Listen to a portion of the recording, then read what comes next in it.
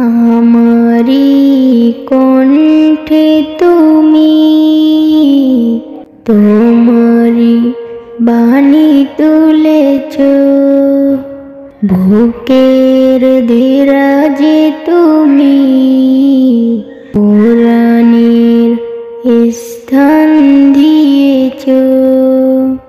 এত ভালোবাসো কেন মালিক আমায়, কি করে শুকুর তার করি আদায়।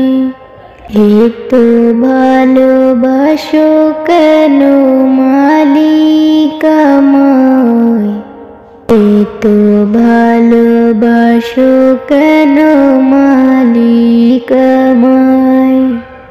পৃথিবীর দিকে দিকে অযুদ হৃদে কণ্ঠ আমার নামে তোমার গীতে।